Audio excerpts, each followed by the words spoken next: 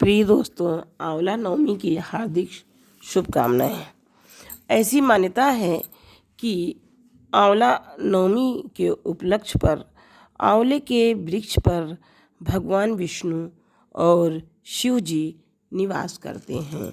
ऐसा माना जाता है कार्तिक मास की शुक्ल पक्ष की नवमी तिथि को अक्षय नवमी, आंवला नवमी के नाम से जानते हैं।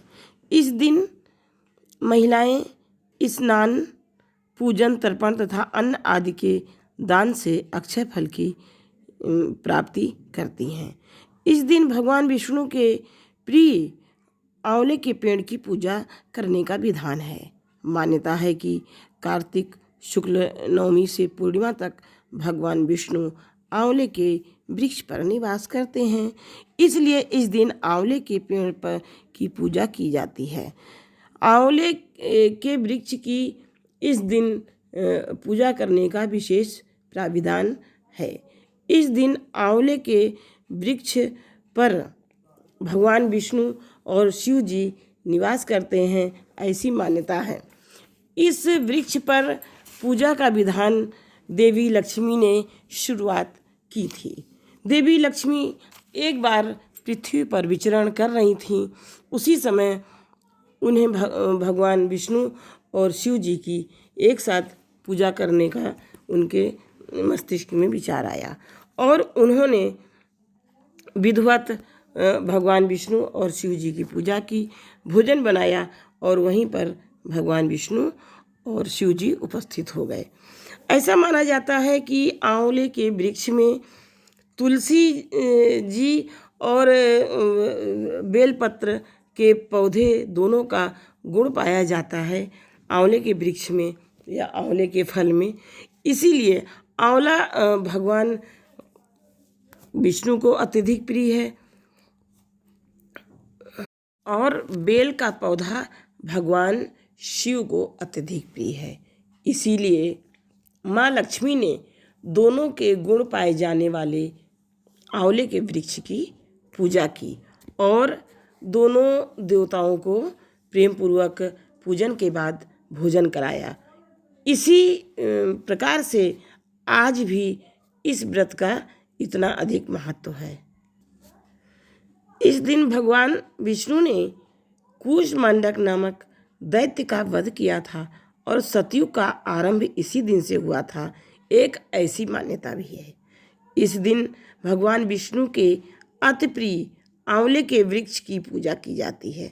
धार्मिक मान्यताओं के अनुसार इस मास की आंवला नवमी का वही महत्व है जो वैशाख मास की अक्षय तृतीया तिथि का होता है। कुछ लोग इस दिन मथुरा और वृंदावन की परिक्रमा भी करते हैं। पौराणिक मान्यता है कि अन्य दिनों की तुलना में अक्षय नवमी पर किया गया दान पुण्य कई गुना अधिक लाभ दिलाता है। अक्षय नवमी के दिन पूजन विधान में प्रातः स्नान करके आंवले के वृक्ष के नीचे पूर्व दिशा की ओर उन्मुख होकर षोडशोपचार पूजन करना चाहिए। ओम वासुदेवाय नमो नमः मंत्र का जाप करते हुए उसकी जड़ में दुग्ध धारा गिराकर चारों ओर कच्चा सूत लपेटें तथा कपूर की बत्ती से आरती करते हुए 7 बार इस पवित्र आंवले के वृक्ष की परिक्रमा करें। आरोग्य और मंगल कामना के लिए आंवला इस दिन खाना भी बहुत श्रेयस्कारी होता है।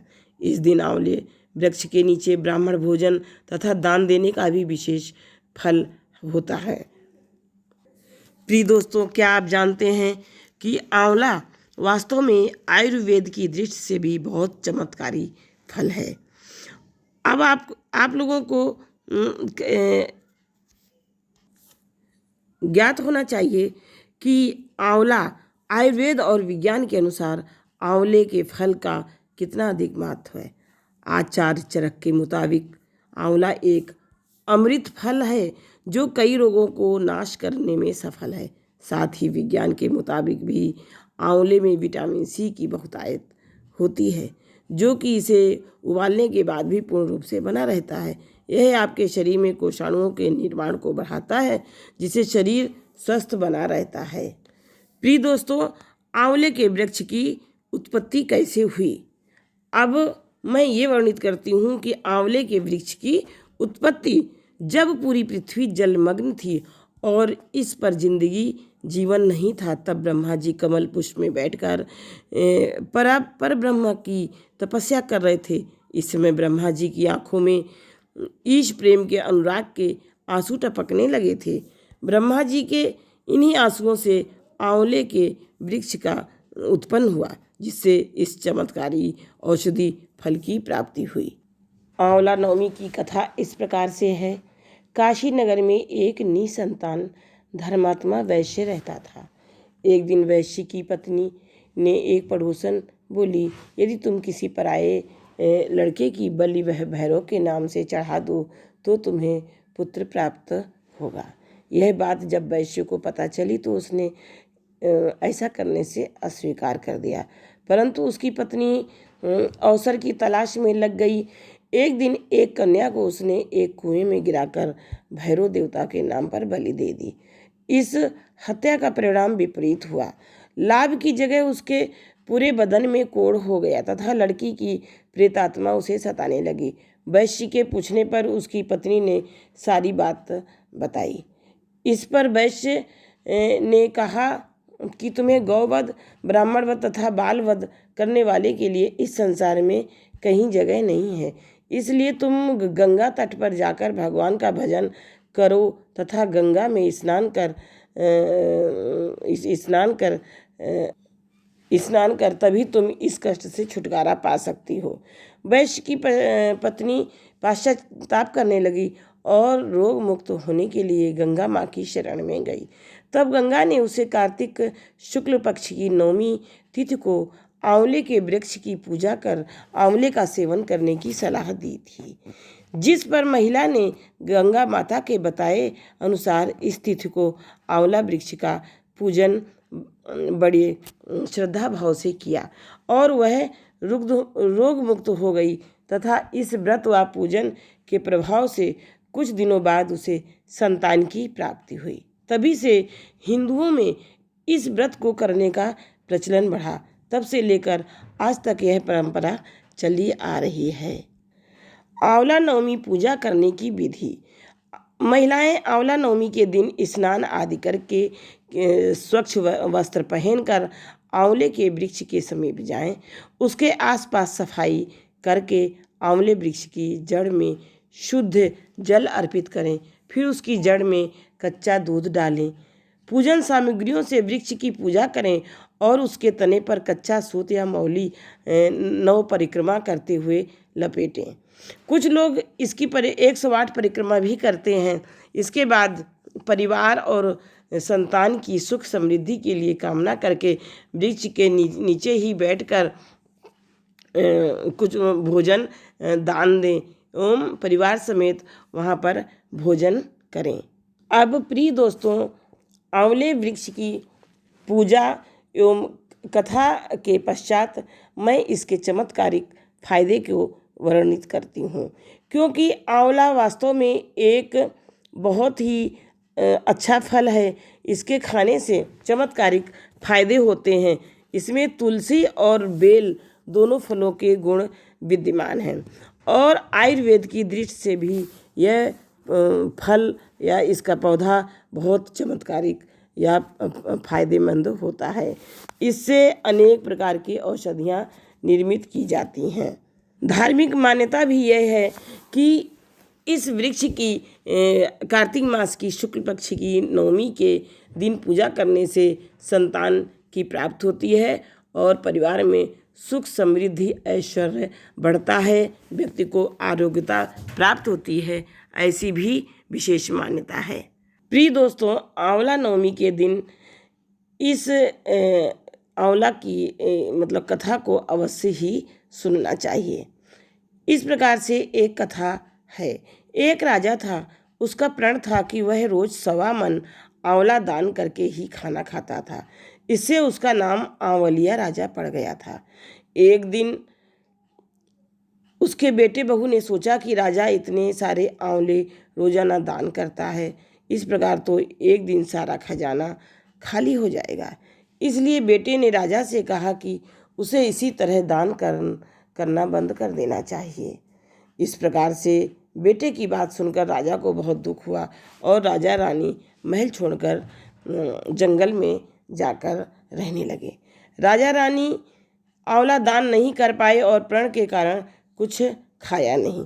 जब भूखे प्यासे 7 दिन हो गए तब भगवान ने सोचा कि यदि मैंने इनका प्रण नहीं रखा और इसका सत्य नहीं रखा तो विश्वास चला जाएगा। इसलिए भगवान ने जंगल में ही महल, राज्य और बाग बगीचे सब बना दिए और ढेरों आंवले के पेड़ लगा दिए। सुबह राजा रानी उठे तो देखा कि जंगल में उनके राज्य में से भी दुगना राज्य बसा हुआ है। राजा रानी से कहने लगे, रानी देख, कहते हैं सत मत छोड़ो, सुरमा सत छोड़ या पत जाए, सत की छोड़ी लक्ष्मी फिर मिलेगी आए। आओ नहा धोकर आंवले दान करें और भोजन करें। राजा रानी ने आंवले दान करके खाना खाया और खुशी खुशी जंगल में रहने लगे। उधर आंवला देवता का अपमान करने व माता पिता से बुरा व्यवहार करने के कारण बहू बेटे के बुरे दिन आ गए। राज्य दुश्मनों ने छीन लिया, दाने दाने को मोहताज हो गए और काम ढूंढते हुए अपने पिता के राज्य में आ पहुँचे। उनके हालात इतने बिगड़े हुए थे कि पिता ने उन्हें बिना पहचाने हुए काम पर रख लिया। बेटे बहू सोच भी नहीं सकते थे कि उनके माता पिता इतने बड़े राज्य के मालिक भी हो सकते हैं, सो उन्होंने भी अपने माता पिता को नहीं पहचाना। एक दिन बहू ने सास के बाल गूंथते समय उनकी पीठ पर मस्सा देखा। उसे यह सोचकर रोना आने लगा कि ऐसा मस्सा मेरी सास के भी था। हमने ये सोचकर उन्हें आंवले दान करने से रोका था कि हमारा धन नष्ट हो जाएगा। आज वे लोग न जाने कहाँ होंगे। यह सोचकर बहू को रोना आने लगा और आंसू टपक टपक कर सास की पीठ पर गिरने लगे। रानी ने तुरंत पलट कर देखा और पूछा कि तू क्यों रो रही है? उसने बताया, आपकी पीठ जैसा मस्सा मेरी सास की पीठ पर भी था। हमने उन्हें आंवले दान करने से मना कर दिया था, इसलिए वे घर छोड़कर कहीं चले गए। तब रानी ने उन्हें पहचान लिया, सारा हाल पूछा और अपना हाल बताया। अपने बेटे बहू को समझाया कि दान करने से धन कम नहीं होता है बल्कि बढ़ता है। बेटे बहू भी अब सुख से राजा रानी के साथ रहने लगे। हे भगवान, जैसा राजा रानी का सत्य रखा वैसा सबका सत्य रखना, कहते सुनते सारे परिवार का सुख रहना।